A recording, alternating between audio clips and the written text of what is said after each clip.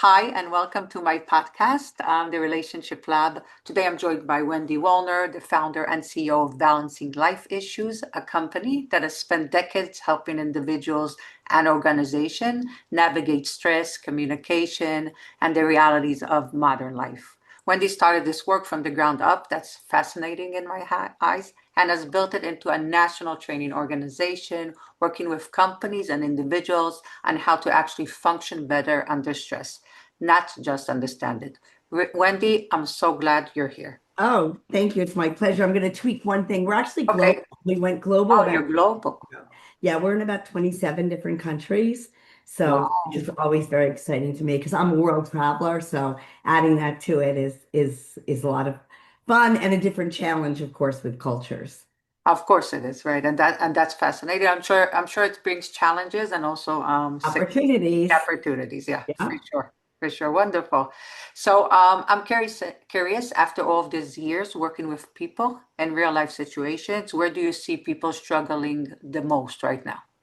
Yeah, boy, that's a loaded question. What a I good know. one to I'm start sorry. with. So, I think life has gotten a lot more complicated. I mean, there are tons of studies that show the more choices we have, the more stressed we get. There's a super funny George Carlin routine about our stuff, right? We carry around our stuff. Right. I think the first thing is we do have to learn a lot more in business.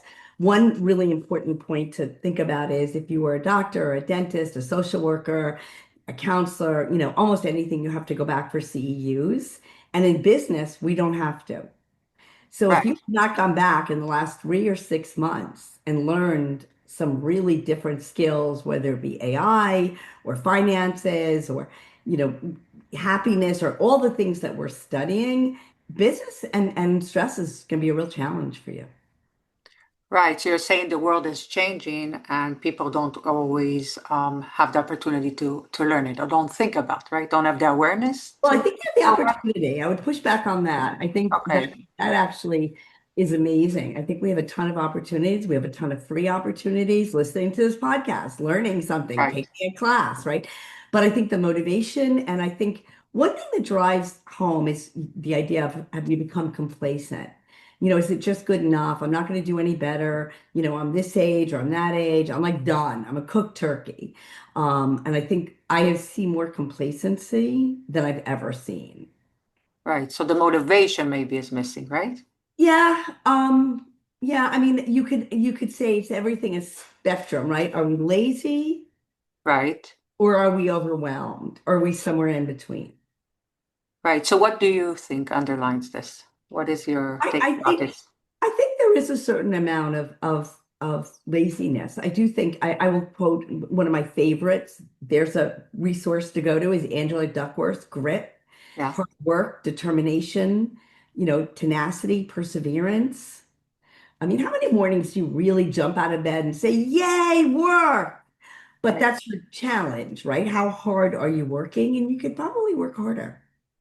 Right. And do you feel like that is something that changed within time? That it used to be there was more focus on yes, working and I now, think with less opportunities or less new processes, yeah. it's sometimes easier, right? I mean, if you look at even a silly example, if you used to walk into a store like the Gap, maybe there were 10 jeans to pick from, and it's like, okay, I can pick from 10.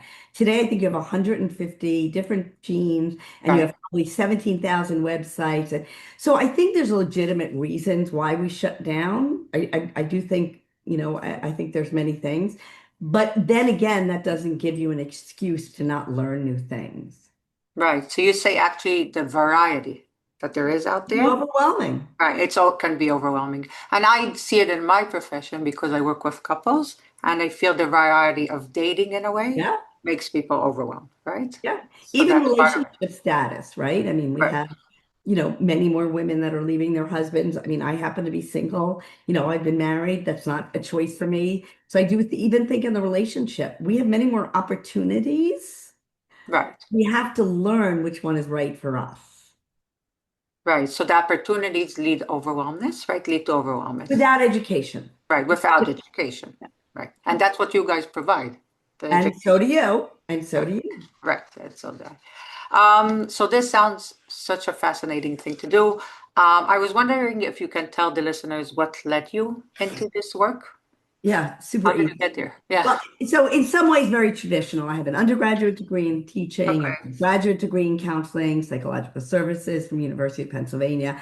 So in some ways, that was part of, my journey. I had two really pivotal events. One is I happen to be first generation American, grew up in a fairly traditional European family, right? The mother, the grandmother lived a block away, Yeah. many people can relate to that. And my grandmother fell and had a critical health issue. And my boss gave me a choice, work or home. You Okay. can't do both. And that stayed with me. I got married. I had three children very quickly. I had fertility issues, so it was a challenge. And then my ex-husband left. And those two personal life events, I Yes. started to realize how cold corporate America was. And I realized it wasn't cold, it was lack of understanding how to handle hard situations. And Right. that gave me a real drive to create products and services to help companies help employees. Right. So you're saying your own personal experiences gave you Yeah. an understanding of what is missing in these Yeah. organizations and led to your work. And it does every day. Every single life experience that I have, or one of my staff have, or one of my 800 trainers have, we say, what product do we have to help you get through that? Right. Wonderful. What do you love about the what you do? So silly, but I'll quote the MasterCard commercial. It's priceless when an attendee or a participant sends us a note saying, "This is what changed my life. I learned this Right. and know this, and it's only because of you." So that's definitely the driving factor. We are a mission-based company. We're a B certified company. We run in a very high ethical standard. So in what is a chaotic world, I do feel like our little piece Right. stays very focused on helping the world.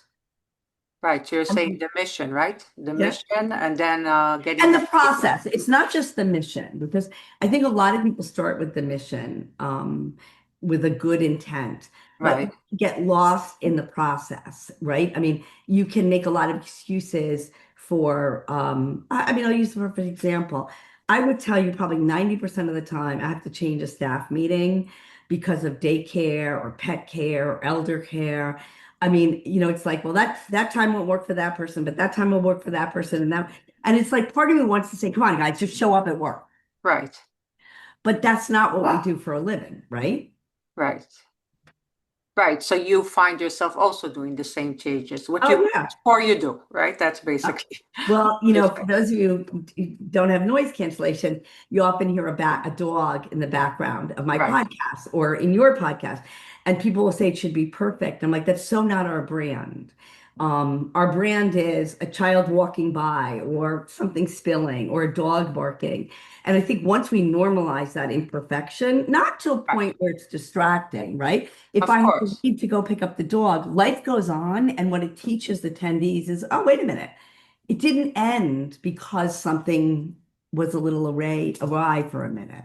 Right. Which is, I think it's a change of the way you used to be viewed in the past, right? Not for us. Not for you. Yeah. Your I, company. I don't think I have done anything perfect in my entire life. I don't think I've even come even close to that. I Right. do not think you can truly balance everything that you want if you have that expectation of I'm not going to make a mistake along the way. Right. And how do you feel like you communicate that to your organizations or to individuals? Well, I'm What's honest. one story you can share? I know this I'll is give you a very perfect large. Yeah. example. I'll use my dog example, but it comes to mind. I did a very, very large speech for a very important client, and we had about 9,000 people. Wow. The CEO of a Fortune 5 client, we had worked on this, and that day a construction guy walked by, and I had no choice but to go and get the dog and put it on my lap, and I showed it to everybody. And the interesting thing was we were having trouble engaging people. And after everybody saw the dog, they started writing in, I have a dog, I have a hamster, I have the, and all of a sudden this common bond. And the CEO was really taken aback. But interesting enough, it changed his entire benefits and they added pet bereavement to their benefits. And they found it helped with retention. Right. So what you're saying is you took a challenge, right? It was a challenging situation and Right. actually used it as a way to connect and for your the employees Right. branches. Now, do you want to know where I learned that from? Yes, of course.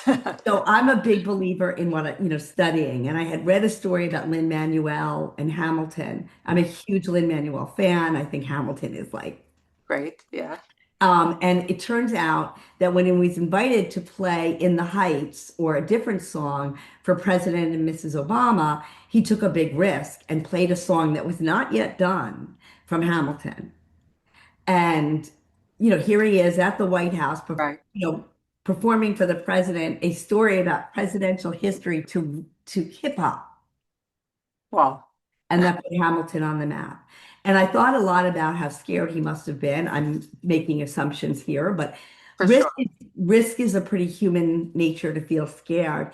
And that's really empowered me to say, like, okay, what is it, the behavior that I need to try? Right. So able to take the risk, right? Yeah. Right. Fascinating story. Yeah, What's to the me too. And you can watch it and you No, can I will for feel sure. that. Yeah. What is the most challenging part of your job? Oh, no question that, processes and policies Yeah. um, can be overwhelming. Insurance, filling out questionnaires. I mean, anyone who, paperwork and paperwork and paperwork and regulations. I mean, and learning that, right? That is, although I have a master's and I have, I think, three executive MBAs, there's always another form to fill out. And in that, I have to say, thank goodness for AI because it's changed my life. And I tell it, teach it to me like I'm in second grade. Right. And it really helps because it does Oh, teach you that way. step I by use it step all by the step. time. Yeah. Yeah. Okay. Yeah. But the paperwork can be challenging, right?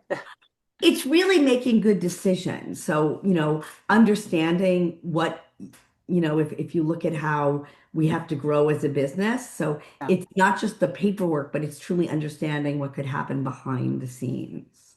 Right. What do you see as the biggest mistake that your clients do? One and done's. So we price one and done's very high. One and done's are like going to you one time and say, okay, fix me. I have Yeah. 1 hour, fix me. I tell the story when my youngest son was in high school. He was excited and came home. He said, I have a new class. I'm taking the history of the world. And I went Okay. to the school and I said, in 10 months, you're going to teach my child the history of the world. It won't happen. Right. You will learn nothing. Right. So to me, I'm not a motivational speaker. I rarely will do a one and done. Sometimes for Women's History Month, I'll do a kickoff. But if Okay. you are sitting here in a position where you can help people and you want to help them, a 1 hour, one time is not the way to go. Right. It's interesting because I find that with my couples that they come and they say fix me I in know.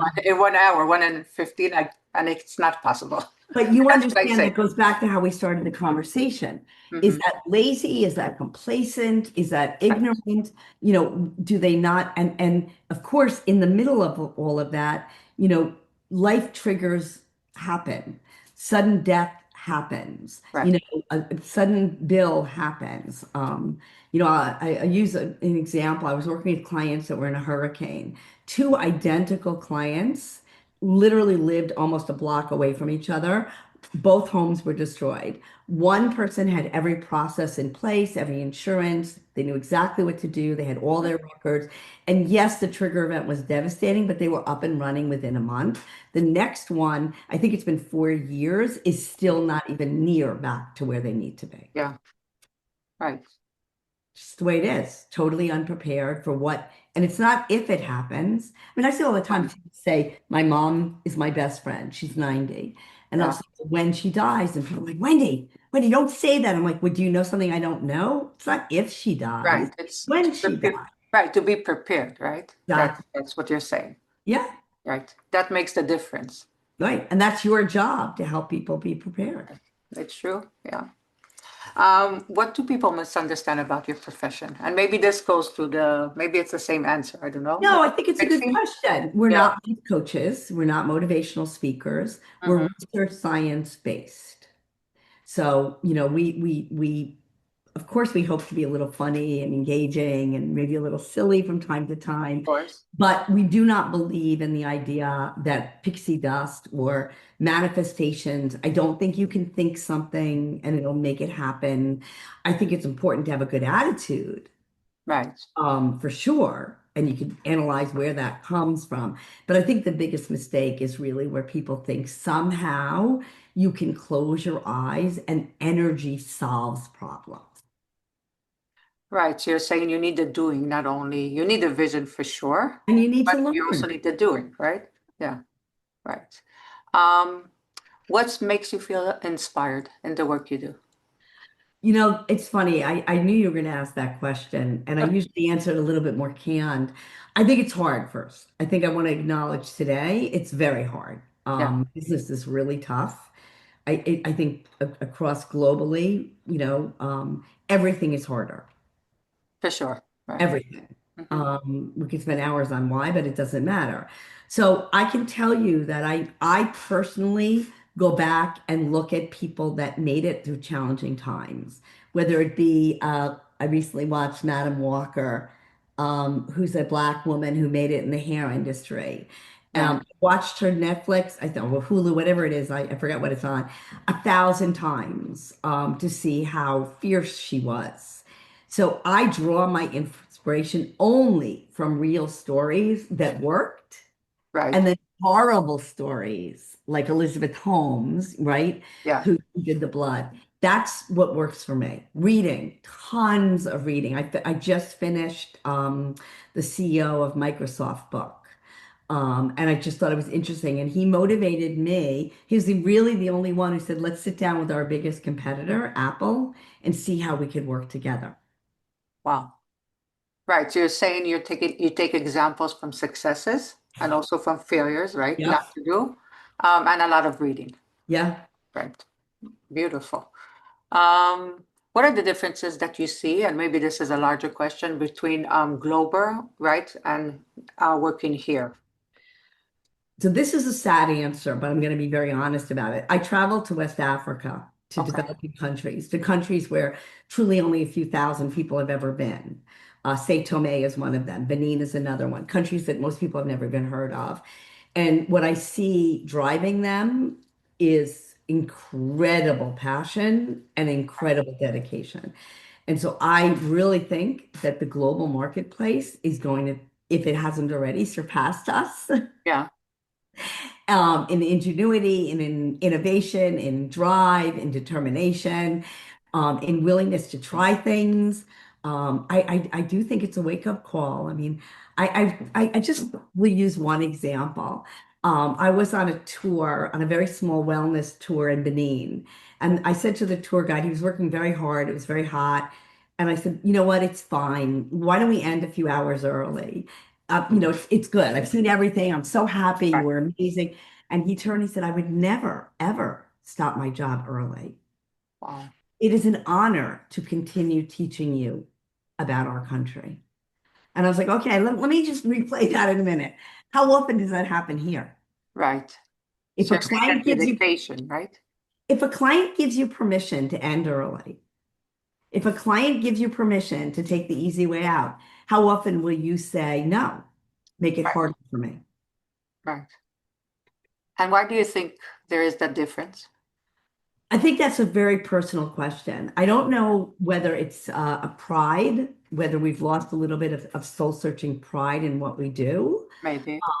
I think that's the neurological. I also think we're sleep deprived. We're exhausted. We're eating horribly. We are over drinking. I haven't had a drink of alcohol in 4 years. Wow. Tell you, not because I had a drinking problem, but I had a health issue, and I'm doing a lot of research on alcohol, women, and menopause, and you so I think there's two, right? I think it's neurological, and I think it's physical. Right. So neurological and physical. That's Yeah, the difference. But it seems like we have a lot what to learn, right? yeah. So how did you get to those countries? Because you say these are countries very deprived, right? Usually not the regular Yeah, I clientele. wouldn't use the word deprived. I would just say that Okay. because they're not. I mean, I do want to, they're beautiful. They're, um, most of them have a lot of food. They're working on processes to get the food across the countries for sure. But um, I think learning about other cultures is one of the key components for any leader. And it's harder and harder today because we're very well traveled, right? Right, So I always look at like, okay, how can I learn about a topic from other countries? And then you find trips and it's super easy that way. There's so many opportunities to go right. through with. A lot of opportunities out there, right? Yeah, I mean, I can say that if I use Ghana as an example, applying for a visa wasn't an easy process. It was definitely, a 12-step process and step by step by step. And I could see where people might say, okay, this is daunting. I don't want to do this. And, certain vaccines, which were difficult to get. Right, But I think it's a good analogy for how hard are you willing to work to learn? right. Which is what we're talking about, I right? mean, you have experience living somewhere else. I lived in Israel before. Yeah. So Yeah, I do a lot of work in Israel. I right. run a small business community called Mate. Oh, So you are very familiar with challenges, for with sure. right, with you know, um, that's a perfect example of a lot of people don't realize why Israelis are often called sabras, but I'm sure you can share the story. Little tough on the outside, Right. And but soft in the inside, yeah, right, right. That's why I was asking you the question about what do you think is underneath, what motivates? Because I feel like a lot of times actually challenges and survival motivates people to be more driven. That's my thing about desperation is definitely part of it. You know, I don't know the adjective, I wouldn't say fortunate. Um, it was definitely an interesting experience, a real, my family are refugees. I was very young when I learned about the Holocaust. yeah. I often think my parents let me leave high school and go work on then the President's Commission on the Holocaust, which is now the Holocaust Memorial Museum. And I Wow. often think like, she must have been very scared. I mean, she just let me go off. No cell phones. She just let me go off in high school and go get in the middle of Washington. And I worked for Elie Wiesel at, a very young age. And what it taught me was education. How do we teach people about the worst in humanity that they can try to prevent it from ever happening again? Right. So you took your own experience, right, with your parents, and you took it to Yeah. motivate you to Yeah. work and to make change, because to create change. I absolutely. And unfortunately, as you know, we turn on the news every day and there's Right. unfortunately a rise in anti-Semitism. And so that drives me as a CEO and a leader to say, Right. okay, what can we do to help? Right. Right. So right, to personal to It's try got to to be create change. It personal. has to be. Yeah, I believe that. It can't just Um, be a job. It just yeah, cannot be a job. no. I It will think not. especially in our professions, right? You have to I really, think in every profession, you know what, I'm going to use this is probably a good closing story. yeah, There's a story during COVID where a gentleman was helping to make machinery to save people's lives, ventilators, things like that. And his part was literally all day he put springs. That's all he did. And the interviewer said, wow, this is a tough job, 8 hours a day. He said, no, I'm saving lives. right. So it's all about the perception, right? Yeah. And the way you view it, right?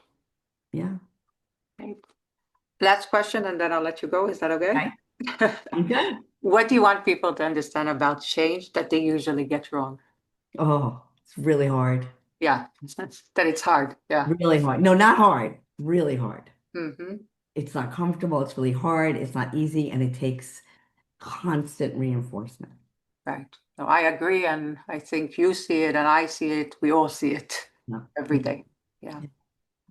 Thank you so much. This was Oh, it's a pleasure fascinating, and it meeting was you. so interesting and pleasure Too. meeting you. And I think what you do is just wonderful. I And admire it. right back at you. Mutual admiration. Uh, Thank you. Nice Thank meeting you. you. Bye. Bye. Bye.